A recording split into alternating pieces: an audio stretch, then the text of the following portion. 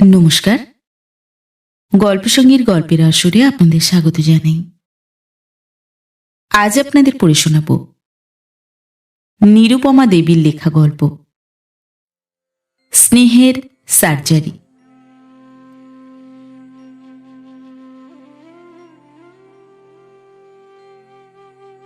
Doctor নবীনচন্দ্রের বয়স কিছুতেই আর বাড়ে না। সেই যে কবে সে 25 বৎসরের হইয়াছে, আজও সেই 25 আর 25। পরিহাসপ্রিয় রমেশ বলে, নবীনের এক এক ঠ্যাঙে 25 বৎসর, হাত পা সব ধরলে ওর বয়স 80-র কম নয়। কিন্তু আমরা জানি সে কথা মিথ্যা, কারণ সে আমাদেরই বন্ধু। হয়তো তাহার বয়স 30 বা 35, কিন্তু সে কথা মনেই হয় না, কারণ এমনই তাহার বালকের মতো স্বভাব, এমনই তাহার সদানন্দ ব্যবহার যে তাহার নিকট দাঁড়াইলে অনেক 20 বৎসরকেই 40 বৎসর মনে হইতে পারে। না আছে তার কাপড় চোপড়ের ঠিক, না আছে তার সময় অসময়ের নিয়ম, না আছে তার কথাবার্তার বাঁধুনি। যাহা আছে তাহা কেবল একটা বিরাট ছাদ ফাটানো হাসি। কিন্তু কে জানিত যে তাহার এই উদার আকাশের মতো হাসির মধ্যেও কোথায় এক কোণে একখানা ছোট কালো অশ্রুভরা মেঘ লুকানো ছিল। হঠাৎ একদিনের কেমন একটা কথার বাতাসে সেই ছোট মেঘখানি হইতে এক পশলা বৃষ্টি হইয়া বন্ধুদের পরিহাসকে গলাইয়া মৌন গভীর দুঃখের ভারে সকলকেই পীড়িত করিল। ঘটনাটা এই, রমেশ একদিন বন্ধুদের মধ্যে প্রস্তাব করিল, নবীন ডাক্তারের বয়স যখন কিছুতেই বাড়ে না, তখন ওর বিয়ে দিতেই হবে। ও যে চিরদিন সোঁদা থেকে 25 বছর বলে বড়াই করবে, তা হবে না। বিয়ে করে 5টা ছেলেপিলে হলে ওর বয়স কেমন না বাড়ে দেখতে হবে। কালিদাস বলিল, আরও একটা কথা, ওর পয়সা আছে অথচ অভিভাবক নেই। ওর দাদা সেদিনও দুঃখ করছিলেন যে এত কষ্ট করে এত খরচ করে ডাক্তারি পাশ করিয়ে শেষে কিনা বিনে পয়সার ডাক্তার হয়ে দাঁড়ালো। ওর ঘাড়ে একটা সংসার, একটা পুরো দস্তুর মুরব্বি জুটিয়ে দিতে না পারলে যে সংসার আর টেকে না। সতীশ বলিল, আর এও যে বেজায় অন্যায়। আমরা সব চারিদিকে ট্যাঁ ট্যাঁ ভ্যাঁ ভ্যাঁ নেই নেই দাও দাও শুনতে শুনতে দিব্যি বুড়ো হতে চললাম। মুরব্বি হয়ে মুখে দাড়ি, পেটে ভুঁড়ি, মাথায় টাক বানিয়ে ফেললাম, আর ওই থাকবে 25 বছরের ছোকরা। রমেশ বলিল, না, তা হবে না, ওর বিয়ে দিতেই হবে, আর আমি সম্বন্ধ ঠিক করেছি। আমি আর থাকিতে পারিলাম না, বলিলাম, গাছে না উঠতেই এক কাঁদি, যার বিয়ে তার কিছু ঠিক নেই, তোমরা না ঘুমিয়ে মেয়ে পর্যন্ত ঠিক করে বসে আছো। সে পাত্রী কোথাকার শুনি? পাত্রীটির নাম শুনিয়াই চক্ষু স্থির হইল। শুনিলাম সে কোথাকার এক লেডি ডাক্তার, এবং রমেশ বিশ্বস্ত সূত্রে এমন কি প্রায় প্রত্যক্ষ সূত্রে অবগত আছে যে এই ডাক্তারটির সঙ্গে নবীনের নাকি পরিচয়ও আছে। লাভ অ্যাফেয়ার নাকি? নবীনের মধ্যে লাভ? হাসির চোটে ঘর ফাটিবার জোগাড় হইল। কিন্তু রমেশ হটিবার পাত্র নয়। সে সতেজে বলিল, ওর 25 আর এই ডাক্তারের নিশ্চয় 16 কিংবা বড়জোর 20 বৎসর, এর বেশি হতেই পারে না, কারণ তার বয়সেও নিশ্চয়ই আর বাড়েনি। অতএব এ বিয়ে দিতেই হবে। আমাদের মহাসভায় গম্ভীরভাবে ঠিক হইয়া গেল এই বিবাহ দিতেই হইবে। কিন্তু নবীনের কাছে এ কথা পাড়িবা মাত্র একটা প্রকাণ্ড হাসিতে ঘরটা কাঁপিয়া উঠিল। তারপর প্রশ্ন হইল, বিয়ে তো করবই, কিন্তু পাত্রী কই? আমি ভাই মোটে 25 বছরের, তেমনি একটা মানানসই কোণে তো চাই। শেষে যেন বর বড় কি কোণে বড় করতে গিয়ে কোণেই না বড় হয়ে যায়। রমেশ বলিল, কোণেও 16-র বেশি নয়। নবীন চক্ষু বিস্ফারিত করিয়া বলিল, ওরে বাবা, আমার সঙ্গে মানাবে কেন? যদি শেষে তার আমাকে পছন্দ না হয়? সতীশ বলিল, বিয়ে হবে ডাক্তারি মতে, তাতে আবার তোমার দাদা গোঁড়া ব্যারিস্টার। এই ডাক্তারি আর ব্যারিস্টারির মণিকাঞ্চন যোগের বিয়েতে 16তেই হয়তো কুলোবে না। তুমি কি হিঁদুর ঘরের মতো তিল কাঞ্চন দিয়ে বিয়ে শ্রাদ্ধ সারতে চাও? সে হবে না, এতে হিঁদু মতই যদি হয় তবু তোমার মতো বৃষৎসর্গে 16 কেন, 16 দুগুণে 32 হলেও কম হবে। নবীন তাল ঠুকিয়া বলিল, বহুত আচ্ছা, কোণে কোথায় আছে বলো, তার নাড়ি দেখে আসি। আমি ডাক্তার, আমার তো আগে তার নাড়ির খবর নিতে হবে, তারপর দাদা গিয়ে আর লোহার সিন্দুকের খবর নিয়ে এলেই ব্যাস সব গোল চুকে যাবে। রমেশ বলিল, তুমি এখনো নাবালক, তোমার এ বিষয়ে কিছু করবার এখনো অধিকার হয়নি। তবে তোমার এই যে কজন সাবালক গার্জেন আছেন, তাঁরা সব ঠিক করে দেবেন এখন। আর নারী দেখতে সেখানে যেতে হবে না, সেও একজন তোমারই মতো এমবি, সেই হয়তো এসে কোনোদিন তোমার বুকে স্টেথোস্কোপ বসিয়ে বুকের খবর নেবে। হঠাৎ নবীনের সমস্ত হাসি কোথায় উড়িয়া গেল। সে পাংশুবর্ণ মুখে বলিল, মেয়ে ডাক্তার, এমবি কোথাকার? রমেশ আমাদের দিকে চোখ টিপিয়া বলিল, সে যেখানকারই হোক, তাতে তোমার কি? তোমায় কেবল বিয়েটা করে ফেলতে হবে। নবীন হঠাৎ উঠিয়া, উফ বড় গরম বলিয়া বাহিরে গেল। তারপর ছুট ছুট ছুট, ও নবীন, ও ডাক্তার। আর ডাক্তার, সেই যে সে পলাইল, সন্ধ্যা পর্যন্ত আর তাহার দেখা নাই। সতীশের বৈঠকখানায় তখন ঘোর রবে পাশা আর তাস চলিতেছিল। আমার আসিতে দেরি হওয়াতে পাশার উপর চাল বলিতেছিলাম। এমন সময় রামদিন দারোয়ান আসিয়া আমার হাতে একখানা পত্র দিল। পত্রখানা নবীনের লেখা। সে আমাকে ডাকিয়া পাঠাইয়াছে, বিশেষ দরকার। ডাক্তারের বেয়াদবিতে চটিয়া আমি বলিলাম, দেখো দেখি, এই এমন দুঁদে বাড়ির মোয়ারায় কে এখন উঠতে পারে? সে রাস্কেল আসতে পারলে না? বন্ধুমহলে এই পত্র লইয়া দুই একটা মধুর শব্দ উচ্চারিত হইবার পর আমি বলিলাম, থাকগে, আমি এই এলাম বলে। দ্রুত পদে নবীনের বাসায় পৌঁছিলাম। সে আমারই জন্য বাহিরে দাঁড়াইয়াছিল। আমাকে দেখিয়া তাহার স্বাভাবিক উচ্চ হাসি হাসিল বটে, কিন্তু সেই হাসিটার মধ্যে এমন একটা কিছু ছিল যাহার জন্য আমি হাসিতে পারিলাম না। আমি তাহার হাত ধরিয়া বলিলাম, কি হয়েছে বলো। সম্মুখের হলঘরে তাহার ব্যারিস্টার দাদা বঙ্কিমচন্দ্র কয়েকজন বন্ধু বান্ধবের সহিত চা পান ও গল্পগুজব করিতেছিলেন। আমরা উভয়ে তাহার পার্শ্বের একটা কক্ষে প্রবেশ করিয়া আসন গ্রহণ করিলাম। নবীন তাহার কক্ষের আলোটা একটু কমাইয়া দিয়া বলিল, সকালবেলায় যে কথা হচ্ছিল তারই বিষয়ে দুটো কথা জিজ্ঞেস করতে তোমায় ডেকেছি। যে লেডি ডাক্তারের কথা বলছিলে, সে কে? আমি তাহার নাম পর্যন্তই জানিতাম, তাহাই বলিলাম। নবীন কিছুক্ষণ চুপ করিয়া থাকিয়া বলিল, আমার অন্য কিছু বলবার নেই, কেবল এইটুকু জানতে চাই, এর খবর তোমরা কোথা থেকে পেলে? আমি বলিলাম, রমেশ তার স্ত্রীর কাছ থেকে অনুরুদ্ধ হয়ে এই বিষয়ে হাত দিয়েছে। কিন্তু তুমি এত ব্যস্ত হলে কেন? এর মধ্যে কি ব্যাপার লুকোনো আছে যদি? নবীন বলিল, লুকোনো যে আছে তা লুকোনোই থাকবে বলে মনে করেছিলাম, কিন্তু হঠাৎ আজ এতদিন পরে কেন তা জাগলো তা তো জানি নে।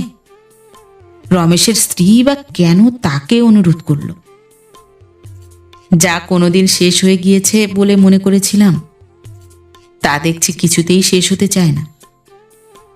যাগে, তোমায় দুটো গোপন কথা বলবো। কেন বলবো তার কারণ জানতে চেও না, কেবল এইটুকুই অনুরোধ। এ কথা নিয়ে আর আলোচনা করো না। আশা করি আমার জীবনকে এই সম্মানটুকু তুমি দেখাবে। আমি চুপ করিয়া রহিলাম। নবীন তাহার পাঠোদ্দশার একটা অধ্যায় আমার নিকট বর্ণনা করিল। ব্যাপারটা সে ডাক্তার মানুষ বলিয়াই বোধহয় অনেকটা সংক্ষেপে সারিল, কিন্তু আমার মনে তাহার ঝঙ্কার আর কিছুতেই থামিতে চাহিল না। তাই তাহার জীবনের সহিত আমার যেটুকু সম্বন্ধ অকারণে ঘটিয়া গেল, তাহাই আজ এত দিন পরে বাহির করিতেছি। সে যাহা বলিল তাহা এই।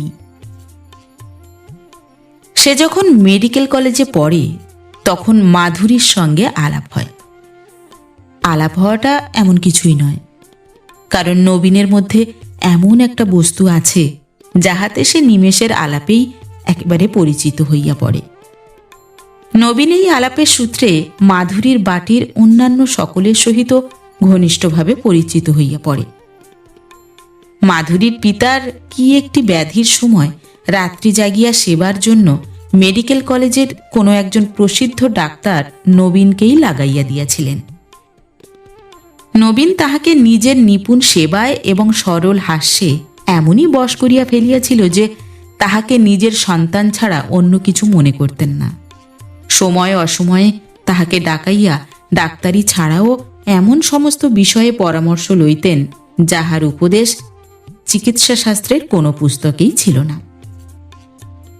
যাহাই হোক, নানা কারণে এই মাধুরী আমাদের নবীনের জীবনের সঙ্গে ক্রমশ এতই জড়িত হইয়া গেল যে শেষে নবীনের জ্যেষ্ঠ বঙ্কিমচন্দ্র নবীনের ডাক্তারি পাশের পর নবীন যাহাতে বিবাহের ফাঁস পড়িয়া পুরোদস্তুর সংসারী হয় সে বিষয়ে মাধুরীর পিতার সঙ্গে ঠিকঠাক করিয়া ফেলেন। এইভাবে বৎসরখানেক চলিয়াছিল। ইতিমধ্যে এমন একটা ঘটনা ঘটিয়া গেল যাহাতে নবীন ও মাধুরীর সমস্ত সুখের স্বপ্ন বৈশাখের প্রথম মেঘের মতো শুধু একটা ঝড় উঠাইয়া দিগন্তে মিলাইয়া গেল। বাকি রহিল কেবল একটা ইস্পাতের মতো চকচকে ফর্সা আকাশের ন্যায় হাসি। নবীন তখন পাশ করিয়া মেডিকেল কলেজে হাউস সার্জন হইয়া বসিয়াছে। হঠাৎ একদিন মাধুরী তাহাকে বাড়িতে ডাকিয়া পাঠাইল। মাধুরীর ছোট পত্রখানায় লেখা ছিল, এমন সব ওষুধ নিয়ে আসবে যাতে অপারেশন না করে এরিসিপেলাস সারানো যায়। অস্ত্র করতে পাবে না বলে রাখছি। তুমি সার্জারিতে মেডেল পেয়েছ, কিন্তু সে কথা ভুলে যেতে হবে। তোমার মেডিসিনের জ্ঞানের এই চরম পরীক্ষা, আর সে আমার কাছে তা যেন মনে থাকে। আমি এই জন্য আমার রোগীকে কলেজে নিয়ে যাইনি। নবীন তাহার এই বহুদিনের আগেকার পত্রখানা আমার কম্পিত হস্তে দেখিতে দিল। আমি পড়িয়া বলিলাম, ইনিও তো তখন কলেজের 4th ইয়ারে পড়েন, তবে এ বিষয়ে এমন অদ্ভুত প্রস্তাব করলেন কেন? নবীন বলিল, সব কথা না শুনলে বুঝতে পারবে না। এই মাধুরী ডাক্তারি পড়লেও এর মনের মধ্যে সব স্থানটাই ছুরি কাঁচি ফরশেপে ভরে যায়নি। আমি কিন্তু বুদ্ধি করে সমস্ত যন্ত্রপাতি এবং সেই সঙ্গে ওষুধপত্র নিয়ে ওদের ওখানে উপস্থিত হলাম। গিয়ে যা দেখলাম তাতে আমার চক্ষু স্থির হয়ে গেল। একটি বছরখানেকের ছোট্ট পদ্মফুলের মতো ছেলে মাধুরীর কোলের উপর রোগের যন্ত্রণায় কি যে কাতরোক্তি করছে তা বর্ণনা করা যায় না। আমি দেখলাম যে তখনই যদি অপারেশন না করি তাহলে একটা দিনও আর কাটবে না। কিন্তু আমি যেতেই মাধুরী বললে, এরিসিপেলাসে এর সমস্ত পিঠটা ভরে গিয়েছে, কিন্তু তুমি অপারেশন করতে পারবে না। আমি কিন্তু ডাক্তারি কর্তব্য ভুলতে পারিনি। সব দেখে বললাম, এখনই একে অপারেশন করতে হবে, নইলে এর মৃত্যুর জন্য আমিই দায়ী হব। মাধুরী কেঁদে ফেললে। সে যে কি করুণা তার চোখে দেখলাম, সেই যেন ওর মা। উফ, যাক সে কথা। মাধুরী আমায় কিছুতেই অপারেশন করতে দিলে না। বললে, এই এমন সুন্দর শরীরে সে কিছুতেই ছুরি চালাতে দেবে না। তা সে যাই হোক, এর মা তার কোলে দিয়ে বলেছে, যেমনটি দিলাম তেমনটি ফিরিয়ে দিও যেন ভাই। সেও তাই দেবে। যদি না পারে, কিসের জন্য এত মরা ঘেঁটে সারা দিনরাত খেটে বই মুখস্থ করে মরছে? সে বেশ করে বুঝিয়ে দিলে যে এই ফুলের মতো শরীরে আমি কোনো আঘাত করতে পারবো না। নবীন কিছুক্ষণ চুপ করিয়া তারপর সংক্ষেপে বলিল যে ওই শিশুকে লইয়া তাহাদের মধ্যে এমন একটা ঘটনা ঘটিয়া গেল যাহার জন্য তাহারা উভয়ই প্রস্তুত ছিল না।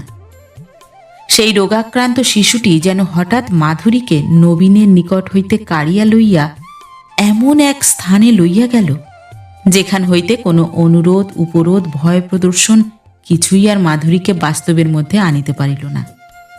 মাধুরী দৃঢ়স্বরে বলিয়া দিল যে যদি ভগবানের ইহার মৃত্যুই অভিপ্রেত হয়, তাহা হইলে এই শিশু তাহার নিকট ইহার কুসুম সুকুমার দেহকে অক্ষত লইয়াই যাইবে। নবীন অনেক বুঝাইল, বলিল, দেহটা তো কিছুই নয়, প্রাণ বলিয়াই উহার আদর, নহিলে উহা তো জড়পিণ্ড। মরার দেহই বা কি আর জীবন্ত দেহই বা কি? কিছুই নয়। মাধুরী তখন জ্বলন্ত চক্ষে চাহিয়া বলিল, যাহারা মরার ঘাটে দেহটাকে যাহারা জ্বরের সঙ্গে পৃথক করিয়া দেখিতে পারে না, তাহারা মরারই মতো প্রাণহীন। ভগবান কেন সেই সব শকুনের হস্তে মানুষের মরণ বাঁচনের ভার দিয়াছেন? যখন মাধুরী কিছুতেই বুঝিল না, তখন নবীন পুরা দস্তুর ডাক্তারি চালে বুঝাইয়া দিল, এর যদি কিছু হয় তাহলে তুমিই দায়ী। মাধুরী হঠাৎ সেই শিশুকে বুকে চাপিয়া ধরিয়া সজল চক্ষে আমার দিকে চাহিয়া বলিল, আমি আমি কেবল আমিই দায়ী, আর কেউ নয়? তুমিও নও? তাহলে তোমার সঙ্গে আমার কোনো সম্বন্ধ নেই, যাও তুমি। আমি কিছু চাই নে। এই একে কোলে নিয়ে আমি ভগবানের সম্মুখে দাঁড়িয়ে বলবো, আমি এর মা। তোমার সাধ্য থাকে আমার কাছ থেকে ছিনিয়ে নিয়ে কেটে কুটে মেরে ধরে একে বাঁচাও। আমি এর গায়ে একটু আঘাত লাগতে দেব না। এতে সমস্ত ডাক্তারি শাস্ত্র জাহান্নামে যায়, যাক। ডাক্তারি শাস্ত্র জাহান্নামে যাক আর নাই যাক, শিশু বাঁচিল না। 2 দিন জমি মানুষে টানাটানির পর শান্তি পাইল। কিন্তু মাধুরী সেই দিন হইতে আর এক মাধুরী হইয়া গেল। সে নবীনের নিকট হইতে এত দূরে চলিয়া গেল যেখানে নবীনের আর কোন রূপ পৌঁছিবার আশা নাই। মাধুরী MB পাশ করিল। সসম্মানে ডিপ্লোমা লইয়া কোথায় তাহার পিতার সহিত নবীনের জীবনাকাশ হইতে অস্তমিত হইল। সেই হইতে আজ পর্যন্ত নবীনের নিকট সময় তাহার গতি হারাইয়া স্থির হইয়া আছে। আমি ক্ষণকাল নীরবে থাকিয়া বলিলাম, তা এতে তার সঙ্গে তোমার এতখানি অমিল হওয়ার মতো তো কিছুই পেলাম না। সে হাজার হলেও মেয়ে মানুষ, তার যদি ভুলই হয় তাই বলে তাকে ত্যাগ করতে হবে? ত্যাগ ঠিক আমি করিনি, ত্যাগ আপনি ঘটে গেল। তবে আমিও যে তার সঙ্গে ঠিকমতো মিলবার চেষ্টা করেছিলাম তাও বলতে পারিনি। তখন নূতন জীবন, কর্তব্য জ্ঞানটাও খুব সতেজ। কি করতে কি করে বসলাম, সেও দূরে গেল, আমিও সরে দাঁড়ালাম। সেও আমায় ক্ষমা করতে পারলে না, আমিও না। ডাক্তার হয়ে এত বড় একটা অকর্তব্য করলে কি করে তাকে ক্ষমা করব? এই কথাটাই তখন আমার মনে বড় হয়ে দাঁড়িয়েছিল। আমার মনে হয়েছিল যে আমি ক্ষমা করলেও আমার ডাক্তারি শাস্ত্র, আমার ডাক্তারি কর্তব্যনিষ্ঠা তাকে ক্ষমা করবে কেন? যেখানে মায়া দেখানোই নির্দয় হওয়া, সেখানে যে জেনে শুনে এরকম হলো, তাকে যে কিছুতেই ক্ষমা করতে পারলাম না। সে তো শুধু মেয়ে মানুষ নয়, সেও যে চিকিৎসা বিদ্যার্থী, এ কথা সে ভুলে গেল কেন? কিন্তু তুমি তো তাকে ডাক্তার বলেই বিয়ে করতে যাচ্ছিলে না, তাকে মেয়ে মানুষ বলেই জীবনের সাথী করতে যাচ্ছিলে, তবে কেন তাকে ছেড়ে দিলে? তখন তা বুঝিনি ভাই। তখন তাকে কেবল চিকিৎসা বিদ্যার্থী এবং আমার স্নেহের ছাত্রী বলেই মনে করেছিলাম। তখন তো বুঝিনি যে মরাই কাটুক আর অস্ত্রই ঘাঁটুক, মানুষ মানুষই থাকে। মানুষের ভিতরকার লোকটা কিছুতেই বদলাতে চায় না। সময় হলেই সে বেরিয়ে পড়ে। সে চলে যাবার পর হতে কত রকম বুঝছি যে আমিও কেবল ডাক্তার নই, আমিও শুধু কর্তব্য জ্ঞান নই, আমিও মানুষ। তাই সেদিন যে সেই শিশুর ফুলের মতো দেহটা কেবল ছুরি কাঁচির ক্ষেত্র বলে দেখেছিলাম, সেই অন্যায়ের প্রতিফল সারা জীবন ধরে ভোগ করছি। মাধুরী ভুল করেনি, ভুল করেছিলাম আমি। ডাক্তারের দিক হতে আমি ঠিক, কিন্তু সব ডাক্তারির উপরে যা, সেই স্নেহের ডাক্তারির দিক থেকে, ভালোবাসার দিক থেকে মাধুরীই ঠিক। দেহ তো কেবল দেহ নয়, ও যে দেহেরই প্রকাশ। ও তো শুধু জড়পিণ্ড নয়, ও যে প্রাণেরই বাহিরে এসে দাঁড়ানো।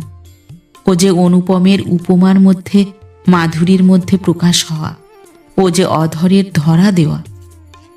ওকে আমি অমান্য করেছিলাম, তারই পাপে আমার জীবন হতে সমস্ত মাধুরী চলে গিয়েছে।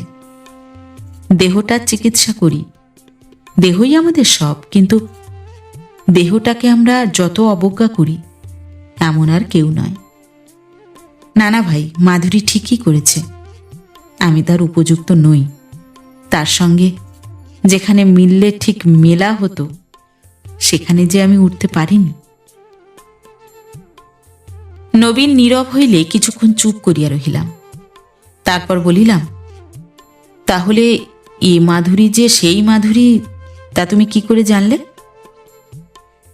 নবীন এইবার গভীর নিঃশ্বাস ফেলিয়া বলিল, নাইবা হলো এ সেই মাধুরী, তবে নামটাই যে যন্ত্রণা আর যে সুখ লুকানো ছিল, তাই তোমায় বললাম। এখন তোমায় অনুরোধ, তুমি রমেশ আর দাদাকে বলে এসব ব্যাপার থামিয়ে দাও। রমেশ দাদার সঙ্গে সব ঠিকঠাক করবার জোগাড় করছে। দাদাও আমায় সাটে পটে ধরেছেন, বউ ঠাকুরন কাকুতি মিনতি করছে, কিন্তু ভাই আমি পারবো না। এইভাবেই আমার জীবন কাটবে, আর কাউকে আমার জীবনে পেতে চাই না। যদি সেই মাধুরীকেই পাও? নবীন হঠাৎ চেয়ার ছাড়িয়া উঠিয়া দাঁড়াইল। তারপর দুইবার ঘরময় ঘুরিয়া বলিল, না, তাকে আর পাওয়া যাবে না। হয়তো আর সে মাধুরীই নাই। সংসারের ফেরে কি যে সে হয়েছে কে জানে। না, আর নয়। এমন সময় নবীনের ভ্রাতুষ্পুত্রী শোভা আসিয়া ডাকিল, কাকা। নবীন তাড়াতাড়ি তাহাকে বুকের মধ্যে টানিয়া বলিল, শুধু আমাদের একটু চা দিলি নে? শোভা তাহার কোমল মুখখানি অভিমানে বাঁকাইয়া বলিল, যে তুমি সারাদিন গোমরা মুখে রয়েছ। আরো কিছুক্ষণ বালিকার সহিত আলাপ করিয়া আমি উঠিয়া পড়িলাম, কিন্তু মনে মনে একটা প্রতিজ্ঞা করিয়া গেলাম যে এই ইচ্ছাকৃত বেদনার শেষ কোথায় দেখিতে হইবে।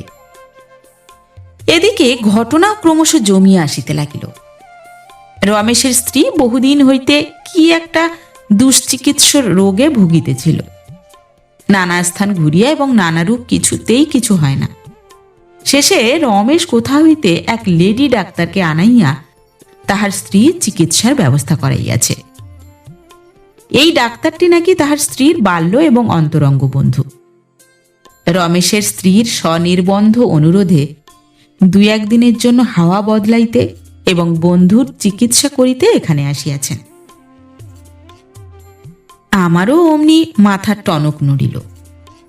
এই তো সুযোগ। আমি রমেশের সহিত পরামর্শ করিয়া নবীনের খোঁজে বাহির হইলাম। তাহাকেও কয়েকদিন হইতে পাওয়া যাইতেছিল না। তাহারও বাড়িতে তাহার দাদার কন্যা শোভার হঠাৎ কি একটা পীড়ার চিকিৎসায় সে বিশেষ ব্যস্ত। ইহা ছাড়া তাহার নিজের বিনা পয়সায় রুগীপত্র হাসপাতাল পরিদর্শন তো আছেই। সন্ধ্যার সময় তাহাকে খালাস পাওয়া যাইবে মনে করিয়া আমি তাহার কক্ষে গিয়া উপস্থিত হইলাম। গিয়া যাহা দেখিলাম তাহাতে আমার চক্ষু স্থির হইল। দেখিলাম নবীনের হসপিটাল অ্যাসিস্ট্যান্ট তাহাকে কাতরভাবে বুঝাইতেছে যে এই সামান্য ফোড়াটার জন্য মেয়েটাকে এতদিন ধরিয়া কেন কষ্ট দেওয়া হইতেছে। সামান্য একটু অস্ত্র করিলেই তো সব চুকিয়া যায়। নবীন কিন্তু ক্রমাগতই মাথা নাড়িতেছে। সে বলিতেছে যে আর একদিন থাকিলেই ফাটিয়া যাইবে, সে যে প্লাস্টার দিয়াছে তাহাতেই কাজ হইবে। আমি প্রশ্ন করিলাম, কার ফোড়া হয়েছে? নবীন বলিল, শোভার। ফোড়া পেকে থাকে তো কেটে দাও না। না, তা পারবো না, আমি সার্জারি এখানে করতে পারবো না। পরের ওপর তো খুব ছুরি চালাও। আমি চালাই নে, তারা চালিয়ে নেয়। তাহলেই হলো। যাক, তুমি না পারো, ইনি তো পারবেন, তুমি এর ওপর ভার দাও না। না ভাই, তা যে পারছি না। আমি কিছুক্ষণ তাহার সহিত তর্ক করিলাম। শেষে মনে মনে একটা মতলব আঁটিয়া অ্যাসিস্ট্যান্টকে বলিলাম, মহাশয় আজ যান, কালকে দরকার হলে ডেকে পাঠাবো। অ্যাসিস্ট্যান্ট চলিয়া গেল। নবীন তখন উঠিয়া ক্ষণকাল সেই কক্ষের মধ্যে পায়চারি করিল। হঠাৎ আমার সম্মুখে আসিয়া দাঁড়াইয়া বলিতে লাগিল, তুমি জানো না ভাই, যেদিন মাধুরী আমায় ছেড়ে গেল তারপর থেকে আমার যেন সবই ওলট পালট হয়ে যেতে লাগলো। প্রথম প্রথম জোর করে সব উড়িয়ে দিতাম, কিন্তু আমার অজ্ঞাতে কখন যে আমার মনটা লজ্জাবতী লতার মতো স্পর্শভীরু হয়ে গিয়েছিল বলতে পারিনি। কিন্তু কাটাকাটির নাম শুনলেই সেটা কেঁপে উঠত। ছুরি, কাঁচি, ফরসেপ দেখলেই সে কুঁচকে যেত। আমি জোর করে তাকে কর্তব্যে লাগাতাম, কিন্তু কোথা হতে একরাশ অশ্রু এসে আমার চোখ ঢেকে ফেলত। যেসব রুগীকে ক্লোরোফর্ম দিয়ে অজ্ঞান করে অপারেশন করতাম, তাদের সেই নীরব নিথর দেহ যেন আমার কানে কাতর স্বরে চিৎকার করে বলতো, না না না। প্রথম প্রথম সে স্বর চিনতাম না, তারপর ক্রমশ সেই স্বর চিনতে পারলাম। সে স্বর সেই বিদ্রোহী মাধুরীর। সে দেশকালকে অতিক্রম করে প্রত্যেক কর্তব্যের নিষ্ঠুরতার সময় বাধা দেওয়ার জন্য ছুটে এসে বলতো, আমি তোমার বুকের মধ্যে বসে আছি, তোমার বুকের মধ্যে, তোমার বুকের রক্তের তালে, তোমার দেহের মধ্যে জীবনের গতি সুর হয়ে জেগে আছি, তুমি আমায় চিনছ না? নবীন ক্ষণকাল চক্ষু মুদিয়া যেন তাহার জীবনের সুরটি শুনিতে লাগিল। আমি কোনো কথা না বলিয়া তাহার মুখের পানে অবাক হইয়া চাহিয়া রহিলাম। ভাবিতে লাগিলাম, এই ডাক্তার বন্ধুটির মনের মধ্যে এ কিসের কোমলতা, এ কিসের মাধুরী প্রবেশ করিয়া তাহার জীবনকে এমনভাবে কর্তব্য ভীরু করিয়া তুলিয়াছে। নবীন উঠিয়া বেড়াইতে বেড়াইতে বলিল, প্রথম প্রথম মন কাঁপত, তারপর হাত কাঁপতে লাগলো। তখন মেডিকেল কলেজের কাজ ছেড়ে দিয়ে শুধু মেডিসিনের বিদ্যে দিয়ে কাজ চালাবার চেষ্টা করিতে লাগিলাম। সারাদিন বই ঘাঁটতাম, বড় বড় ডাক্তারদের সঙ্গে ঘুরে ঘুরে ওষুধের গুণ পরীক্ষা করতাম। এমনকি একসময় মনে করেছিলাম হোমিওপ্যাথিক চিকিৎসা আরম্ভ করব, কিন্তু দাদা তা দিলেন না। পেটের টান বড় টান, তাই দাদার অনুরোধে এইখানে এসে এখানকার হাসপাতালে চাকরি নিলাম। কিন্তু যখনই বড় বড় অপারেশনের দরকার হয়েছে, তখনই প্রথমেই উপদেশ দিয়েছি কলকাতায় যেতে। যারা তা পারেনি তাদের হয়তো কর্তব্যের অনুরোধে অপারেশন করেছি, কিন্তু তাও বেশি নয়। আমার অ্যাসিস্ট্যান্টকে দিয়ে যেখানে কাজ চলেছে সে কাজটা তাকে দিয়েই করিয়েছি। এমনকি ডাক্তার সাহেব যে কাজটা হয়তো মনে মনে অনিচ্ছুক হতেন, তাও তাকে দিয়ে পাকে প্রকারে করিয়ে নিয়েছি। বিশেষত ছোট ছেলে মেয়ে দেখলে তো আমি কিছুতেই আর এগুতে পারিনি। সেই যে একখানি কোমল বুকে একটি কাতর রমণীর অবুঝ মাতৃহৃদয়ের না না ধ্বনি আমার সব বিদ্যেশক্তি কেড়ে নেয়। সেই মায়ের হৃদয়ে সমস্ত হৃদয়ে মিশে গিয়েছে। তাকে আর আমার পুরুষের হৃদয় থেকে পৃথক করতে পারছি না ভাই। কি করে আমার এই শোভাকে ওই সামান্য ফোড়া কাটার যন্ত্রণা দেব, তা যে কিছুতেই বুঝতে পারছি না। আমার দুর্বলতা যে ক্রমশ আমার প্রাণঘাতী হয়ে উঠল। আমার বুকের ব্যথা ক্রমশ আমার হাত পায়ে ছড়িয়ে পড়েছিল। শেষে এখন দেখছি সারা জীব জগতে ছড়িয়ে পড়ে। নবীন আবার বেড়াইতে আরম্ভ করিল। আমিও অনেকক্ষণ মন্ত্রমুগ্ধের মতো বসিয়া রহিলাম। তারপর হঠাৎ আমার মনে হইল, এই তো সময়, এইবার তো তাহাকে ডাকিতে পারি। মাধুরীর জন্য সমস্তই যেন প্রস্তুত হইয়াছে, এখন কেবল তাহার আসিয়া দাঁড়ানোটুকুরই মাত্র প্রয়োজন, তারপর সমস্তই ঠিক হইয়া যায়। আমি সময় বুঝিয়া প্রস্তাব করিলাম, ওহে, একজন নতুন ডাক্তার এসেছে, সে নাকি বিনা অপারেশনে চিকিৎসা করতে পারে।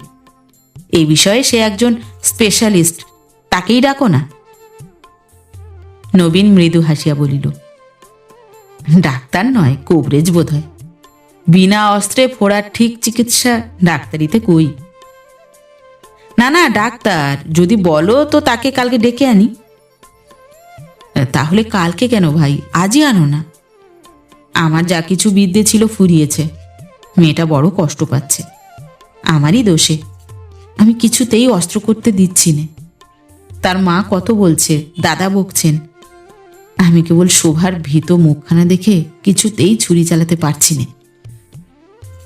তুমি কি মনে করো ডাক্তারি বিদ্যে সবটাই তোমার আয়ত্ত হয়েছে?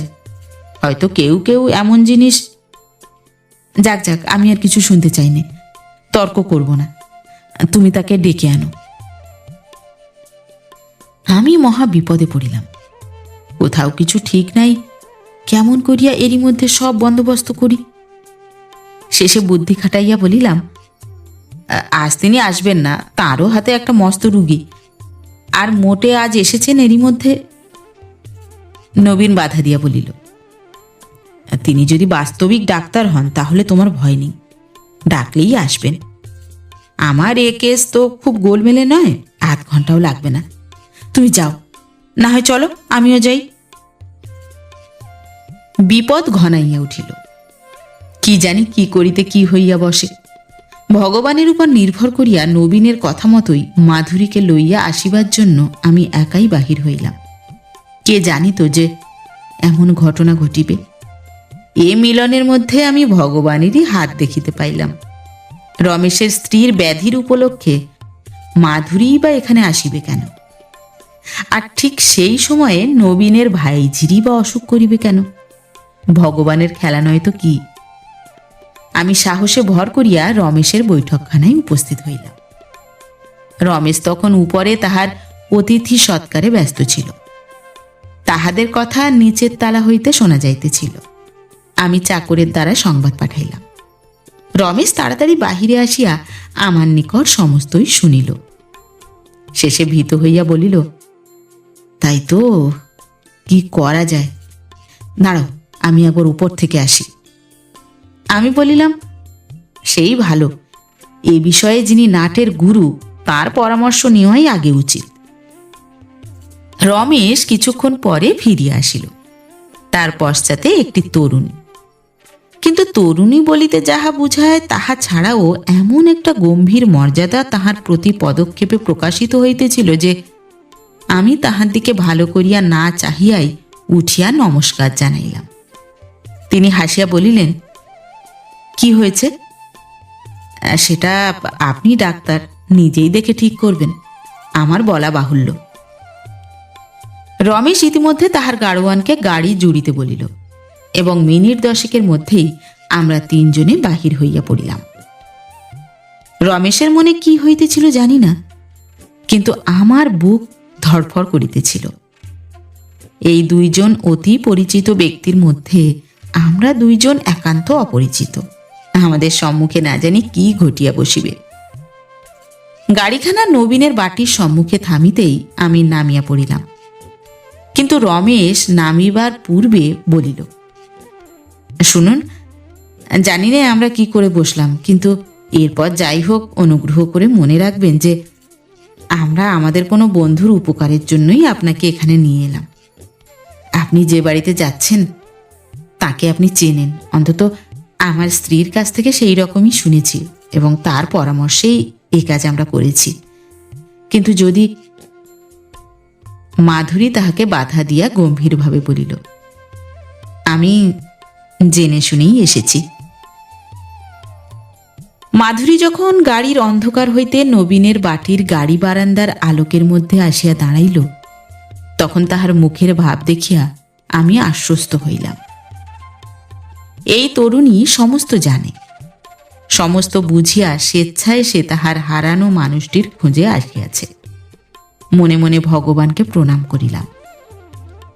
এদিকে গাড়ির শব্দ পাইয়াই বোধহয় নবীন ও তাহার ভ্রাতা উভয়ই উপর হইতে নিচে নামিয়া আসিল।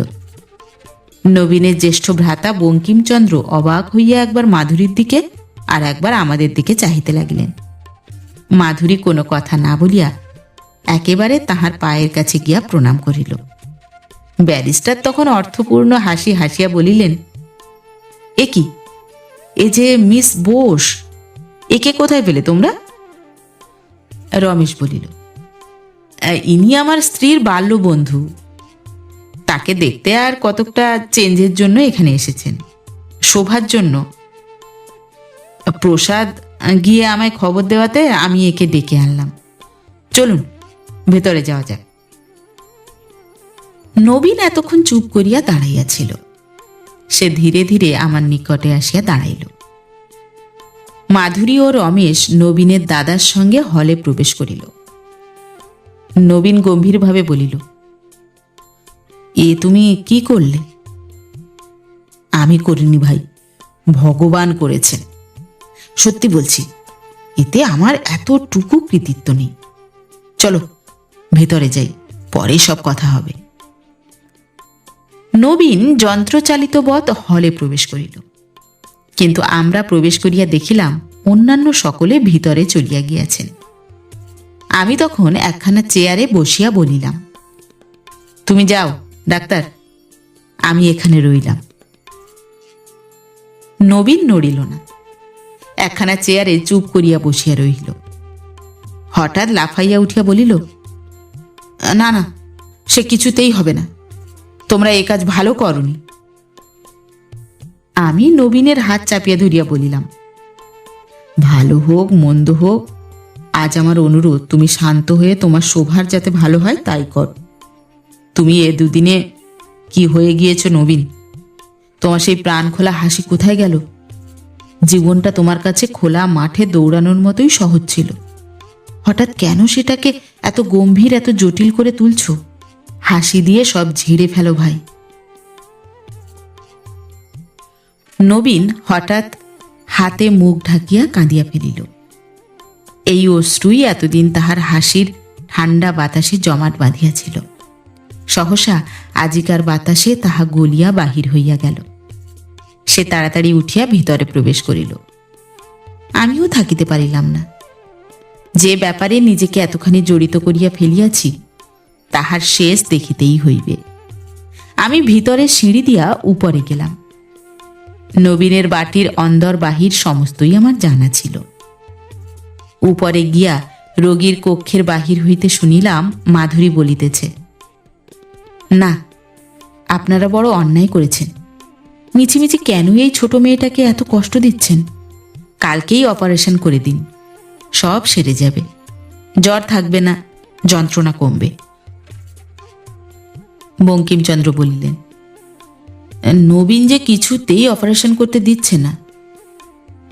ও ডাক্তার, ওর চেয়ে কি আমরা বুঝি? নবীনের ডাক পড়িল, কিন্তু কোথায় নবীন? মাধুরীকে তাহার কন্যা ও স্ত্রীর কাছে রাখিয়া বঙ্কিমচন্দ্র রমেশের সহিত বাহিরে আসিলেন। আমাকে দেখিতে পাইয়া রমেশ জিজ্ঞাসা করিল, নবীন কই?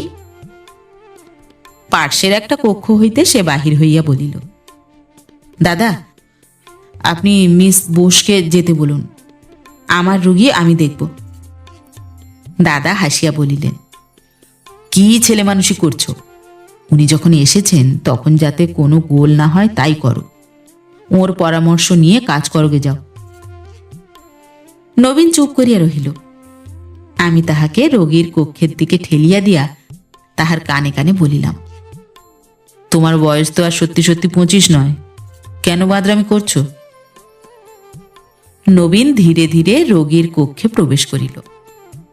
রমেশ এদিকে নবীনের দাদাকে বলিল, বর্দা, এই আমাদের অবসর, আমাদের সেই পরামর্শ অনুসারেই ওকে এখানে আনিয়েছি। এখন যাতে এই বিয়েটা হয়, বউ ঠাকুরুনকে বলে ঠিক করে ফেলুন। বঙ্কিমচন্দ্র মহা উৎফুল্ল হইয়া বলিলেন, আহ, তাহলেই যে বাঁচি। রমেশ তাহার সঙ্গে নিচে নামিয়া গেল। আমি পুরুষ মানুষকে যাহা করিতে নাই সেই দুষ্কর্ম করিলাম। দরজার গোড়ায় চুপ করিয়া দাঁড়াইলাম। শুনিলাম বউ ঠাকুরুনি বলিতেছেন, শোভার সম্মুখে সব কথা তো হবে না, ও ঘরে কিংবা নিচে গিয়ে তোমরা পরামর্শ করো, আমি শোভার কাছে রইলাম। বউ ঠাকুরুনের বুদ্ধিকে শত ধন্যবাদ দিয়া আমি সিঁড়ি বাহিয়া নিচে নামিয়া অন্ধকারে দাঁড়াইলাম। যে খানসামাটি নিচে বসিয়াছিল তাহাকে বলিলাম, তুমি বাহিরে যাও। মাধুরী ও তৎপশ্চাতে নবীন নামিয়া আসিতে লাগিল। হঠাৎ মাধুরী ফিরিয়া হাসি ভরা মুখে বলিল, একদিন যে অপরাধের জন্য আমার শাস্তি হয়েছিল, আজ সেই অপরাধই করা হচ্ছে, কিন্তু আমারই জয় হয়েছে, তুমি হার মেনেছ। এখন থেকে স্বীকার করো, এই তোমার স্নেহের ধনের দেহটিকে যে চোখে দেখো, সেই দেখাও মিথ্যে নয়, ডাক্তারের চোখে দেখাই শেষ দেখা নয়। নবীন মাথা নিচু করিয়া বলিল, আমায় ক্ষমা করো, আমার যথেষ্ট শাস্তি হয়েছে। এখনো শাস্তি শেষ হয়নি, এই শোভার ফোঁড়া আমিই কাটব। তুমি মেডেলিস্ট, সার্জারিতে ফার্স্ট, তোমায় হাত গুটিয়ে দেখতে হবে। নবীন একবার মাধুরীর মুখের দিকে চাহিয়া হঠাৎ হাসিয়া উঠিয়া বলিল, তবে তোমারও হার হয়েছে, ডাক্তারের কর্তব্যটাও ফেলনা জিনিস নয়, এটুকু তো তুমি স্বীকার করেছ।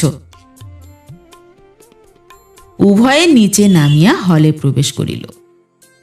আমিও পশ্চাৎ পশ্চাৎ প্রবেশ করিলাম। রমেশ জিজ্ঞাসা করিল, কি ঠিক হলো? মাধুরী বলিল, ঠিক আর কি হবে, ও তো একটা সামান্য ফোড়া, ওর জন্য ব্যস্ত হবার কিছু দরকার ছিল না। ইনি নিজের ভাইজি বলে না কাটতে পারেন, আর কাউকে দিয়ে সামান্য একটু অপারেশন করে দিলেই চলবে। বলেন তো না হয় কাল এসে আমিই করে দিয়ে যাব।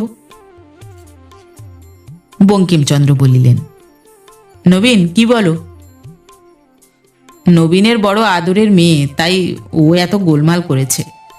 তুমি যদি আসো মিস বোস, তাহলে বেশ, তাই আসবো।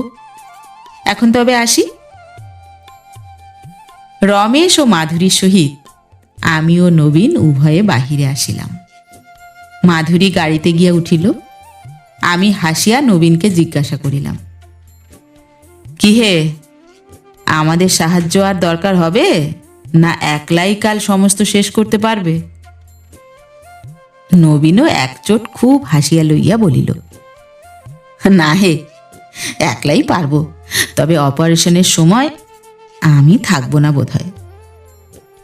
রমেশ বলিল, তোমারও বুক ধরফরানি রোগ হয়েছে, তার চিকিৎসার ভার একেই দেব, কি বলো? আর একদিন মধুর প্রভাতে হঠাৎ নবীন ডাক্তারের গাড়ি আসিয়া আমার বাটির সম্মুখে লাগিল। আমি তখন মক্কেল বেষ্টিত অবস্থায় বসিয়া ছটফট করিতেছিলাম। ইতিমধ্যে সেই গাড়ি হইতে নবীন নামিয়া আসিয়া বলিল, আজ ছুটি নাও ভাই, কাজ তো রোজই আছে। আমিও বাঁচিলাম, ঘাড়ে একখানা চাদর ফেলিয়া বাহিরে আসিয়া বলিলাম, কি হে, ব্যাপার কি? তুমি এই নাট্যের একজন অ্যাক্টর, তোমাকে না দেখালে আমার মন শান্ত হবে না।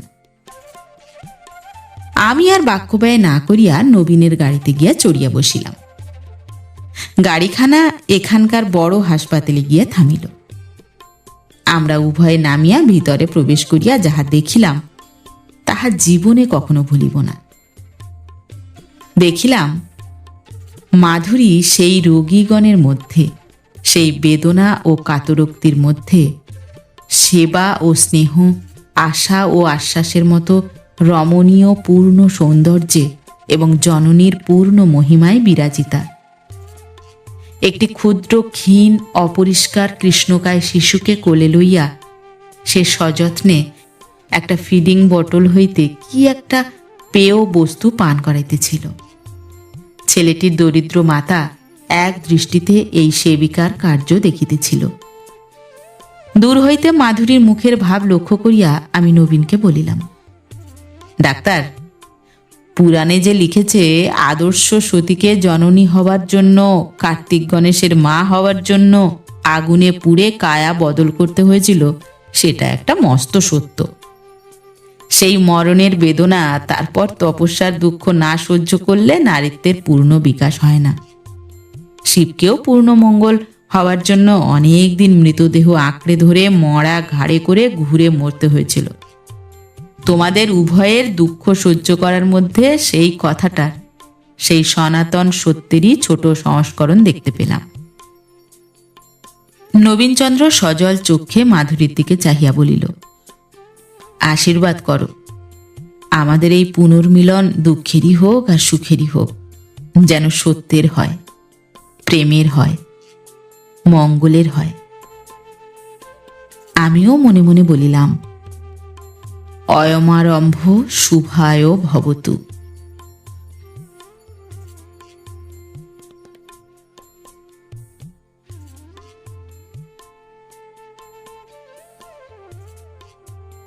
নমস্কার। নতুন একটি গল্প নিয়ে খুব শিগগির ফিরে আসছি। ততক্ষণ সবাই ভালো থাকবেন, সুস্থ থাকবেন। গল্প পাঠ কেমন লাগলো অবশ্যই কমেন্ট করে জানাবেন, এবং ভিন্ন ভিন্ন স্বাদের অডিও স্টোরি শোনার জন্য অবশ্যই চ্যানেলটি সাবস্ক্রাইব করবেন। ধন্যবাদ।